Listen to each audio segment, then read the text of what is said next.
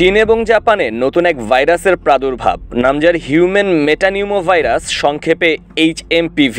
Influenza ধাঁচের এই ভাইরাসটিতে আক্রান্ত হয়েছে দেশ দুটির লাখো মানুষ।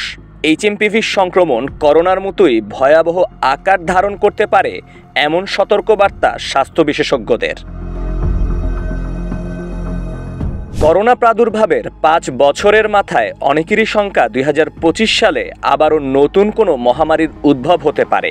তবে ঠিক কোন রোগটি মহামারী আকার ধারণ করবে সে বিষয়ে এখনও মেলেনি স্পষ্ট বার্তা।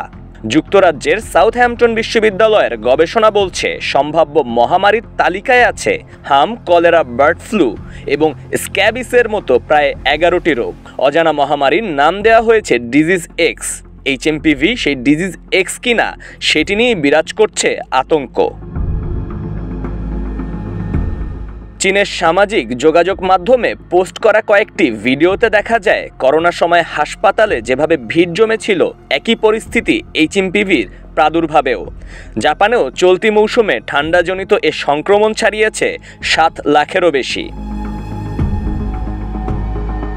HMPV প্রকট হয়ে উঠলেও এখন পর্যন্ত বিশ্ব স্বাস্থ্য সংস্থা বা দেশ দুটির সরকার কোনো সতর্কতা জারি করেনি। এই ভাইরাসের সবচেয়ে ঝুঁকিতে আছে শিশু এবং বৃদ্ধরা। বিশেষ করে আগে যাদের শ্বাসকষ্টজনিত সমস্যা ছিল, ভাইরাসের আক্রমণে তারা আছেন নাজুক অবস্থায়।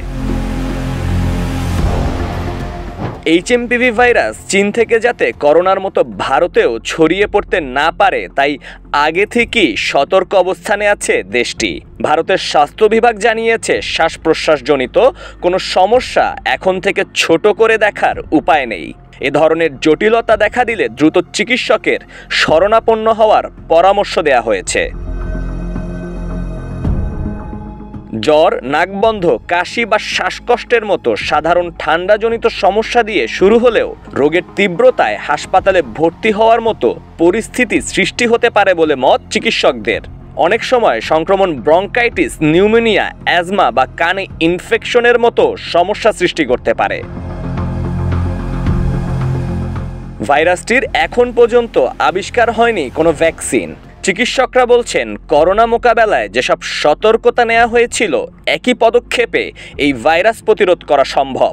20 সেকেন্ড ধরে সাবান পানি দিয়ে হাত ধোয়া, অপরিষ্কার হাতে নাক মুখ স্পর্শ না করা এবং আক্রান্তদের থেকে নিরাপদ দূরত্ব বজায় রেখে HMPV সংক্রমণ সামাল দেওয়া যাবে। করোনা মহামারীতে বিশ্বে মোট 1,40 লাখেরও বেশি মানুষ প্রাণ হারিয়েছে। আক্রান্তের সংখ্যা ছাড়িয়েছে 40 কোটিরও বেশি। এ অবস্থায় নতুন এ ভাইরাস নিয়ে হেলাফেলা না করার পরামর্শ সংশ্লিষ্টদের।